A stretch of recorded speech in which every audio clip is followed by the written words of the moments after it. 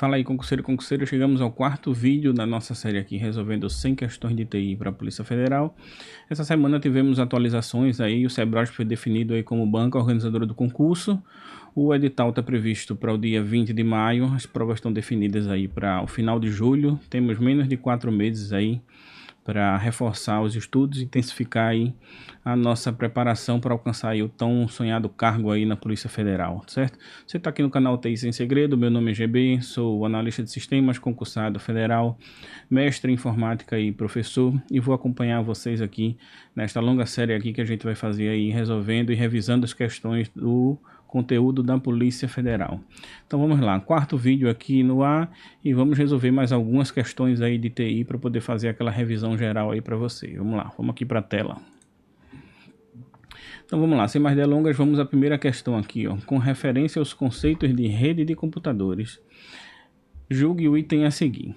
Roteadores operam na camada de rede, tá, do modelo OSI.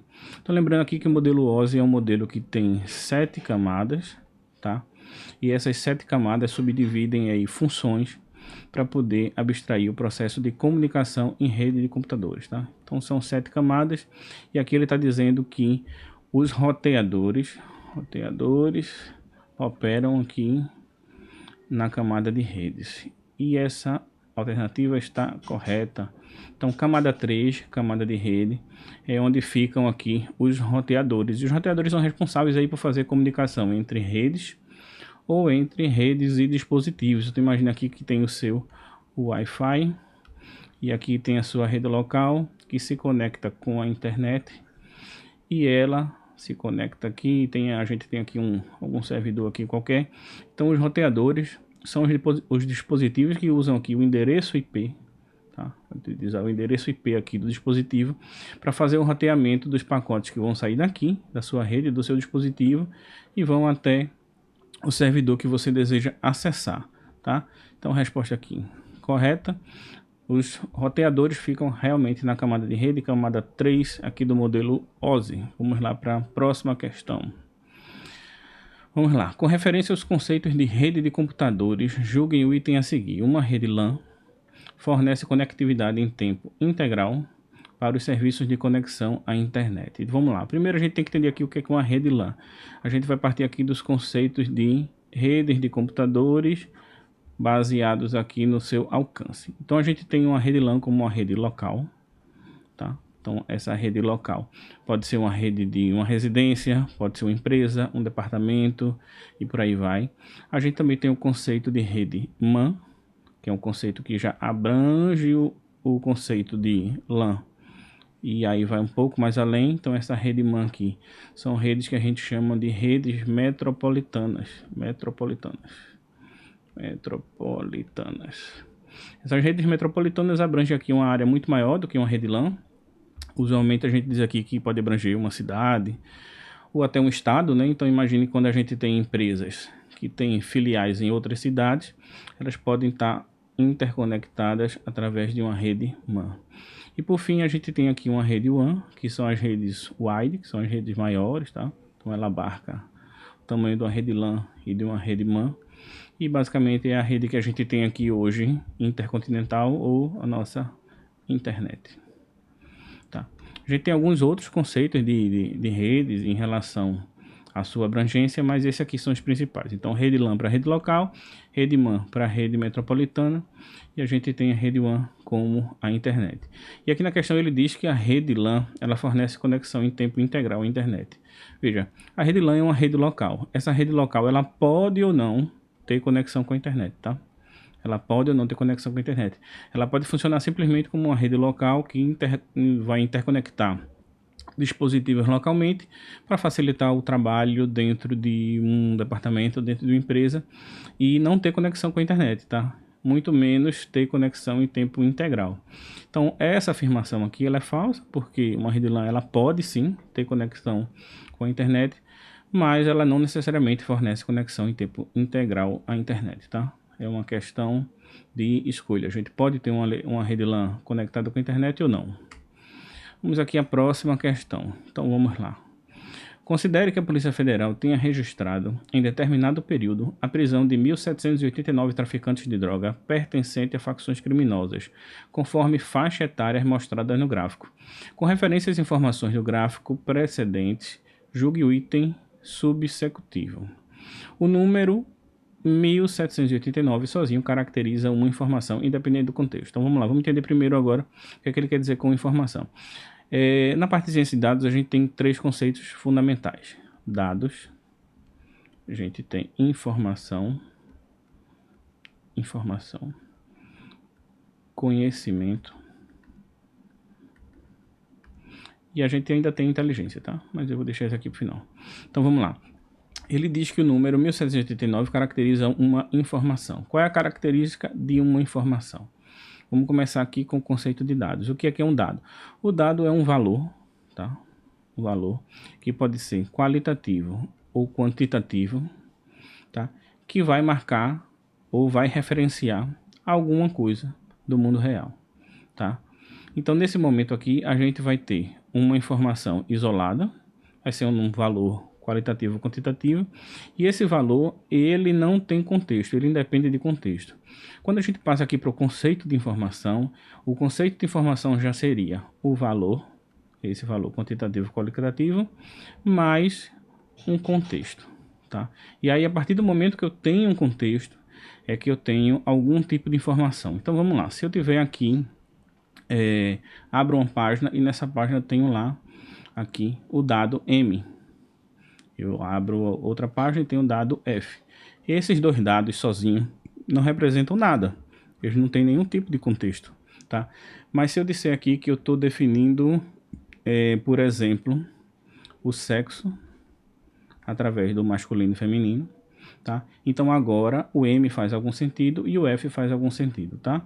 Então eu estou desconsiderando aqui as questões de orientação sexual e estou basicamente aqui me atendo a esse exemplo. Então eu posso ter também aqui um outro exemplo, número 19, número 15, tá? Esses dois numerais aqui, eles não dizem nada sozinho, mas se eu disser que essa coluna aqui representa a idade de um usuário, então o número 19 vai aparecer, vai fazer algum sentido agora, e o número 15 também. Então, dado é basicamente todo valor quantitativo ou qualitativo que está fora de um contexto. Quando a gente aplica ele a um contexto, a gente tem uma informação, e quando a gente aplica alguma experiência prévia, outras informações ou outros dados, tá? A gente vai ter aqui o conhecimento. O conhecimento normalmente ele vai gerar uma vantagem competitiva ou uma certa vantagem em cima da simples informação. Então, quando ele diz aqui que o número 1789 sozinho caracteriza a informação, essa questão está falsa, porque o número 1789, aliás, ele representa um dado, tá? Porque sozinho, sem contexto, ele representa um dado. Próxima questão é em cima do mesmo gráfico, e aqui ele diz, ó: considerando-se que a classificação de dados, informação, conhecimento e inteligência, é correto afirmar que o gráfico representa por si só uma inteligência. Tá? Essa questão aqui ela também está errada, baseado nos conceitos que a gente viu aqui na última questão. Esse gráfico aqui ele representa uma informação. E por que uma informação? Veja que aqui eu tenho vários números, tá? 30 e poucos por cento, 50 e poucos por cento. Aqui eu tenho uma legenda, tá? Aqui eu tenho uma legenda que me descreve aqui o dado aqui, ó, 15 a 19. Isso aqui sozinho não queria dizer nada. Isso aqui sozinho também não queria dizer nada. Mas quando eu sei que aqui eu tenho o percentual da idade dos traficantes apreendidos e aqui eu tenho dados qualitativos, tá? Categóricos, eu consigo aqui inferir que esse percentual, por exemplo, aqui de 3%, representa a quantidade de traficantes apreendidos na categoria 15 a 19 anos.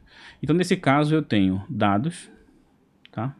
E eu tenho o contexto. A partir do momento que eu tenho dados e tenho contexto, eu tenho a informação. Para eu ter aqui uma inteligência, eu precisaria ter muito mais conhecimentos envolvidos, ter experiências e habilidades aplicadas para gerar vantagem competitiva, para poder ter aqui a inteligência, tá? Então, em relação aos conceitos de dado, informação, conhecimento e inteligência, a gente pode aqui chegar na conclusão de que a questão está errada, tá? A gente não tem aí o conceito de inteligência e sim o conceito de informação. Próxima questão. Considerando aqui teoria geral de sistemas e sistemas de informação, julgue o item a seguir. Uma das etapas descritas em um método de desenvolvimento clássico é a de análise e definição de requisitos. Etapa em que as restrições e as metas do sistema são obtidas por meio de consulta dos usuários com o objetivo de realizar a especificação do sistema. Tá? E o que é um método de desenvolvimento de sistemas? A gente tem um conjunto de processos, tá? Processos que a gente segue com o intuito de desenvolver um sistema.